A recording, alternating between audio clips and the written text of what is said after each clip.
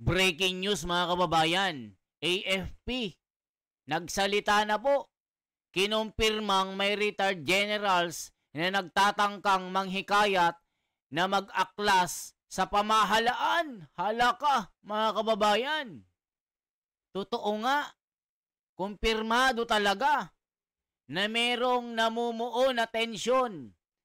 May mga retirado na mga general ng AFP, yung mga tinatawag na old guard, na talagang nanghihikayat po na magkaroon ng revolusyon o yung tinatawag na kudeta. Nako mga kababayan, kakagimbal ito na nakakatakot. Gaya po nung panahon ni Pinoy, may mga nagtangka rin. Gaya ni Trillanes na nagtangka na talagang binitbit ng mga militar dahil sa sobrang tapang, naging sisiw na parang tuta nung binitbit ng mga general din.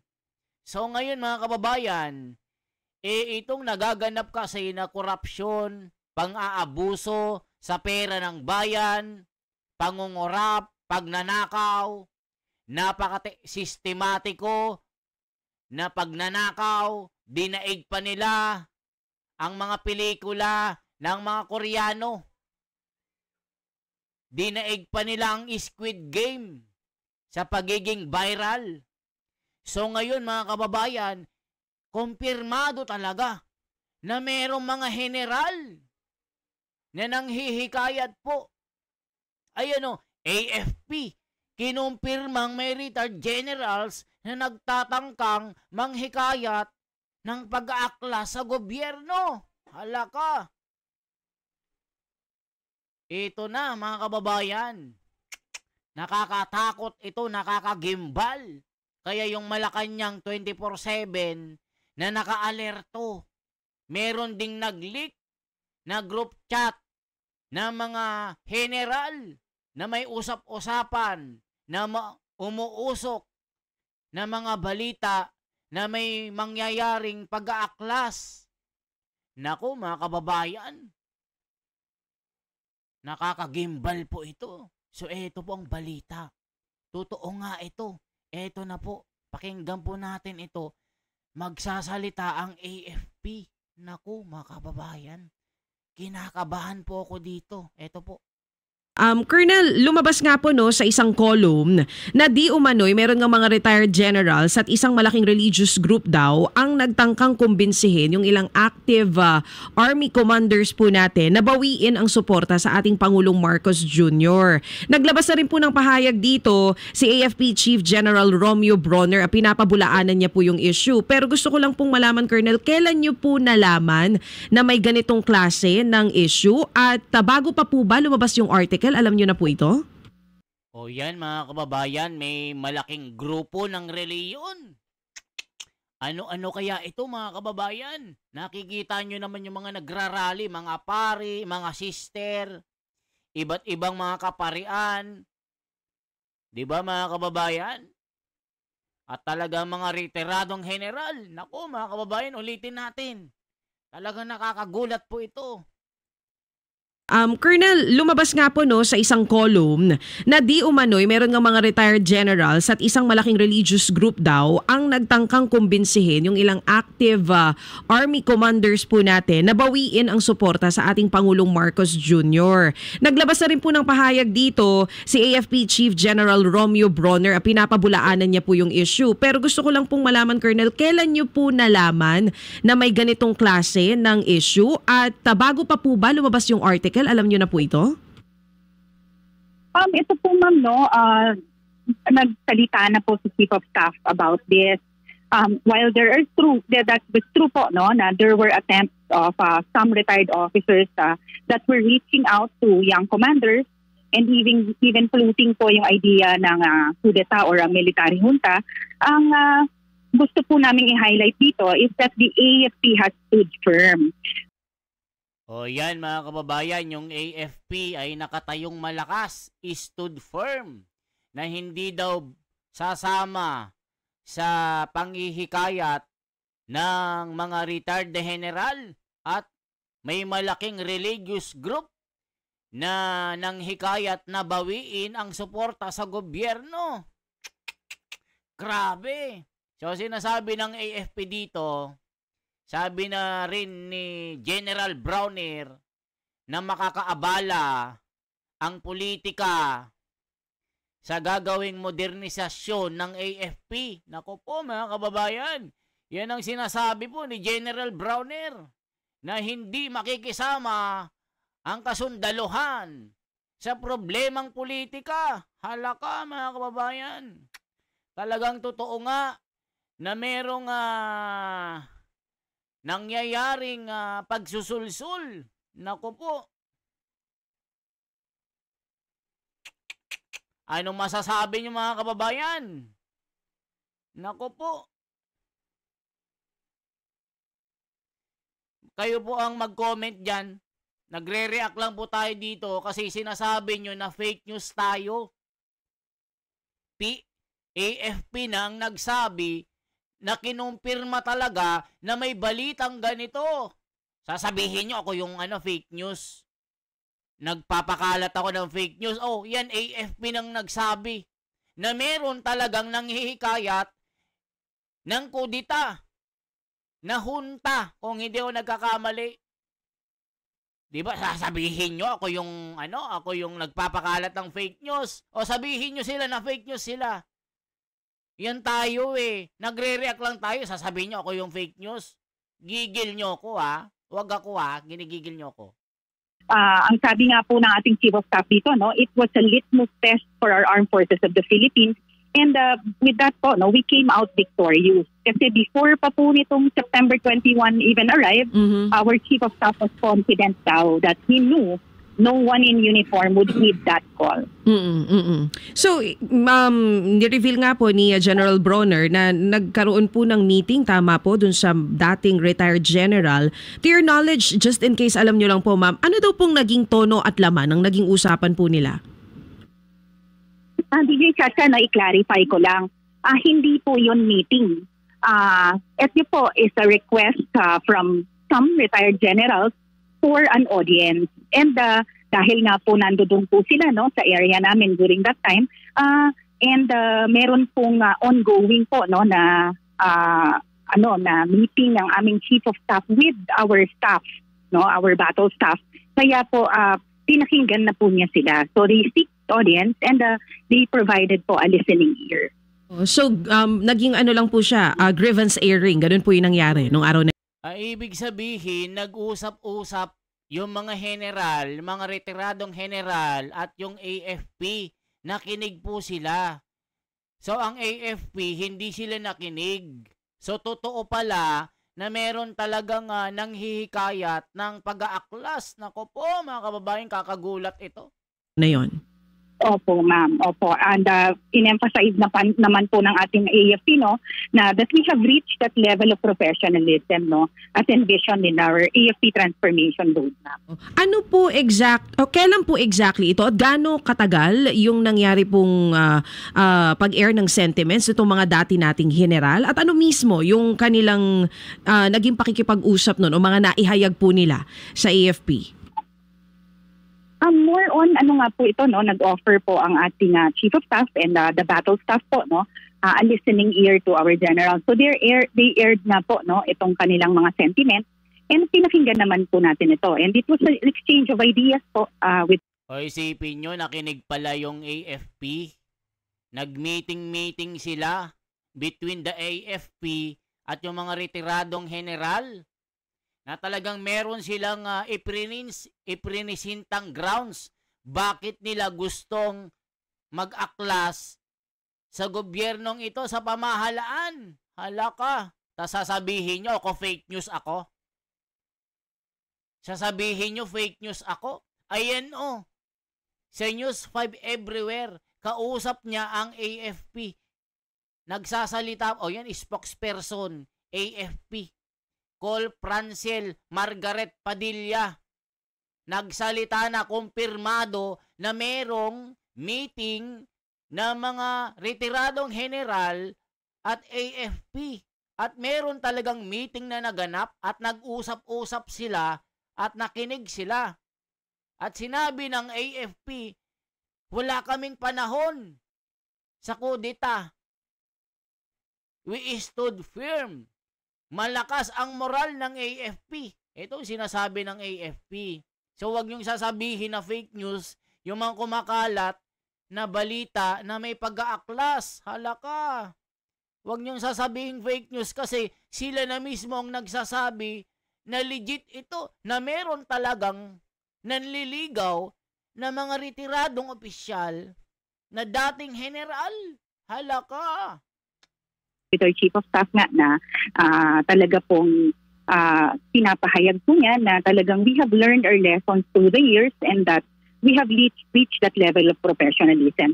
As to the duration, ma'am, no, nung time ng meeting, kung ang gaano katagal inabot, hindi po ako privy doon. But yun po ang nabanggit ng ating Chief of Staff na pinakinggan nga po nila ang mga hinaing po nitong mga retired general. So, Colonel, napakinggan lang yung hinaing, pero hindi po ba totoo na nangalap ng suporta for unconstitutional move yung mga dati pong general?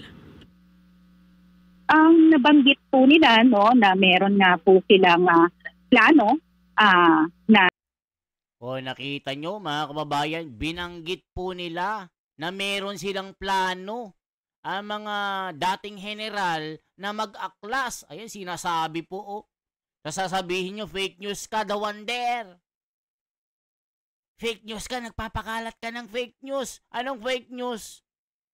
Totoo ito. Sila na mismo nagsasabi na meron talagang inilatag na mga grounds bakit gusto nilang magkudeta. Sasabihin nyo, fake news. Fake news, fake news. Sinong fake news? Kinigigil nyo ko. Meron po silang pinofloat na idea na yun nga po, pinakinggan po ng ating Chief of Staff but not necessarily naman po na susunod po ang inyong sandatahang lakas ng Pilipinas. Diba? Dito po sa nabanggit po ng ating mga retired doctors. So, sa madaling salita, there is a move from the retired generals para nga po mag-aklas pero hindi ito sinuportahan ng AFP chief. Opo, no. Ang ano po dyan kasi, ma'am, no, ito pong panawagan na laban sa katiwalian, no. We understand po that concern and we share that concern as well. Human din po naman, no, ang inyong sandatahang lakas ng Pilipinas, we have our own sentiments. But we believe, according na nga po kay our Chief of Staff, that military intervention po is never the solution to corruption. So yan mga kababayan. So sinasabi ng AFP na ang revolusyon sa pag-aaklas sa gobyerno hindi solusyon. O di ba? Totoo nga. O mga kababayan, meron akong papakita sa inyo ha. Ito hindi ito fake news ha mga kababayan ha. I-check po natin. Baka sabihin nyo ha, fake news ito ha. Tignan natin. Meron po akong ipapakita sa inyo. Ito po. Meron akong ipapakita na usapan.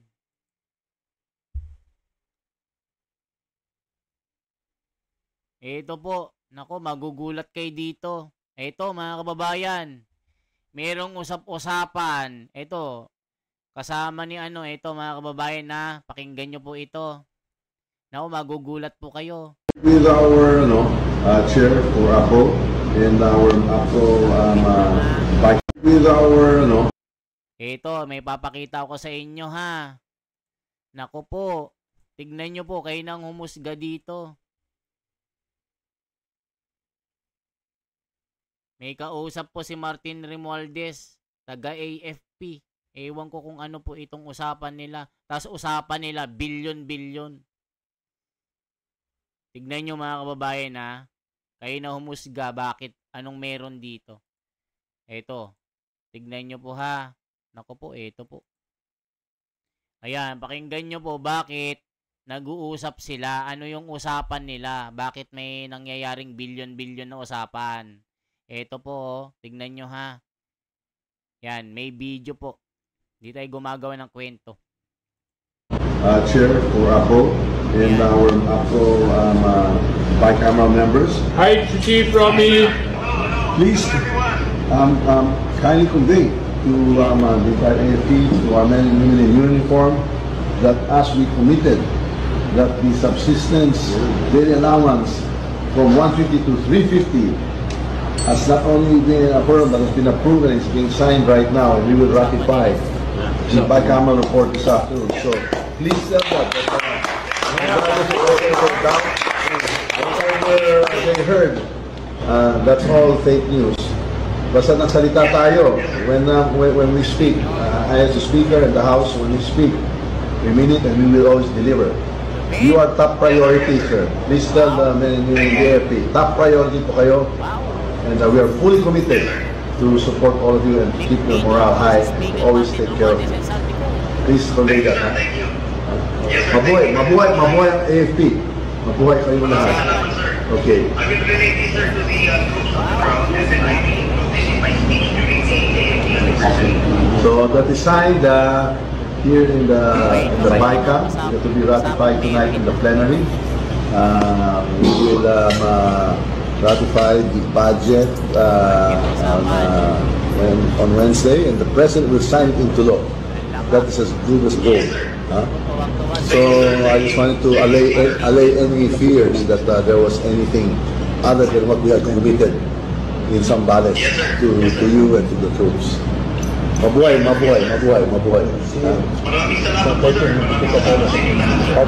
We look forward to our fellowship on the 13th. Aguinaldo. Okay. Mabuhay. Merry Christmas to all. Thank you. Ayan mga kababayan yung title. Binusog niya ng husto ang AFP. Kaya pala hawak niya sa leeg ang mga ito. Ayan mga kababayan, matindi. Matindi kaya pala. O ito pa mga kababayan. Meron pa dito. Ito. Naku, pakinggan nyo po ito mga kababayan. Ito, nag-leak na video. Hala ka. Ito po. Pakinggan nyo po ito. Bicam leak, Saldico.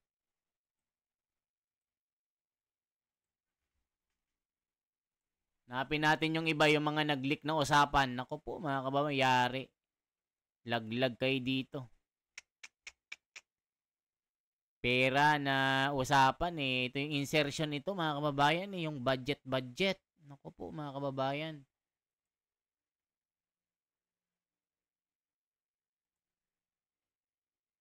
Check natin. May ito yung usapan po oh. Tignan nyo po ito. Ayan usapan. Hi. Sir. How are you? Magandang hapon. Okay naman po, sir. Thank you, sir. Yeah. We have good news. Kinito ko sa iyo kanina. We just finished signing the bicameral conference with the senators and congressmen. Pasok yung sinabi ko sa iyo when we met last week sa Misibis. Opo, sir. Okay? May pasok lahat. Additional of 8 billion. Nauna yung 8 billion sa HGAB. Now, naipasok ulit namin another 8 billion. That's 16 billion. So, total yung buong 350 pesos na yeah. Can I take a video of you, sir? Sure. Yes, sir, I can show. Yung sinasabing 350 pesos, 350 million yan mga kababayan yan no. Saan napunta ang 16 billion? Kita nyo po mga kababayan. To the staff, sir, as the personnel when I talk to them next on the 14th on Saturday, sir. Thank you. No problem. Maganda yan malaman ng mga staff na we are taking care of instruction by our speakers, instruction by the president. Ano yan? Maganda yan na malaman ikaw sa Solcom. You have to malaman ng mga troops natin. And actually, we'll see you on Friday. Are you coming sa Dadating ka ba sa Friday? Sir. Oh, December 13. Yes, sir. Doon din ang formal natin. Sir, sa evening na siguro, sir. Evening. Kung dadating si speaker. Speaker kami ulit na dalawa. So, we'll inform you on that. So, hopefully, ma-approve ngayon sa plenary for ratification yung pinirma ng BICAM. Sa Senate, they will also approve it also this afternoon. Para yung 7.5 na nare-receive ng CAFCO, magkakaroon sila more or less dagdag na 10,500. So that's more than double of their salary. Yes, sir. So please, okay na inform din namin kanina si Chief Browner, but I want to inform you mismo diretso kasi tayo nag-usap ng sa Misibis and we announced it that na we'll make sure na an additional of 8 billion on the BICAM. Thank God na we're successful tayo na naipasok natin ito sa kasundaluhan. So please inform our soldiers na natuloy and then the President will approve the budget more or less December 20. So once approved yan, starting next year, meron ng allocation ng ating mga kasundaluhan ng 350 pesos a day na subsistence allowance. Okay. Maraming salamat po, sir. Makakarating po sila. I'll show the video to all our staff and mga sundalo po dito sa Sorpong, sir. Yes. Maraming salamat po, sir. Thank you for your service. Kami here to support the AF. Ba't ganun mga kababayan? Sila po yung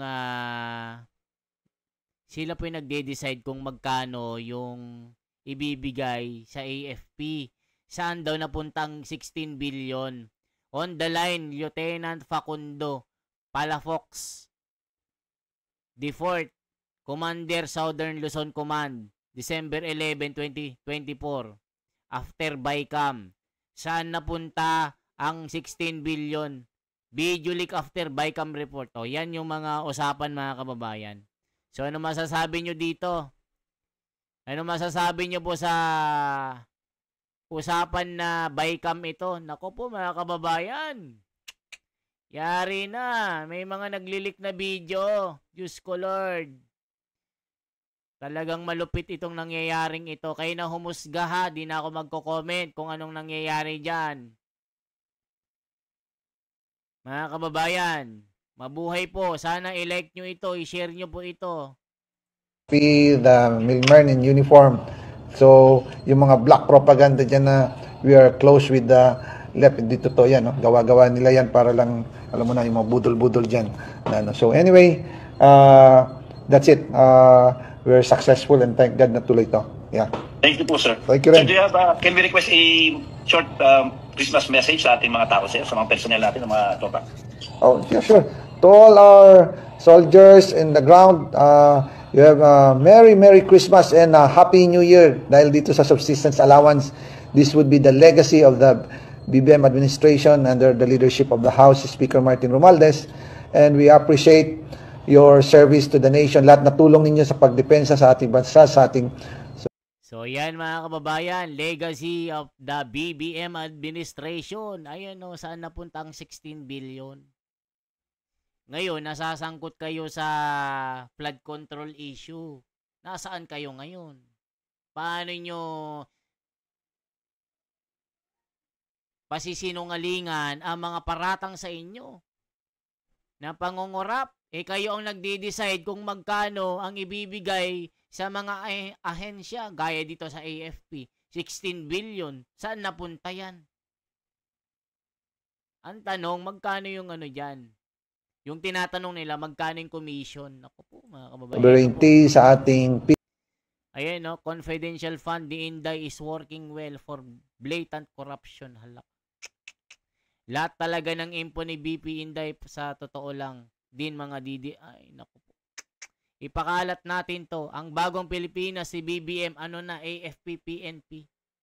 Tuloy ba yung April 2, Kim Buaya sa Supreme Court? Laka.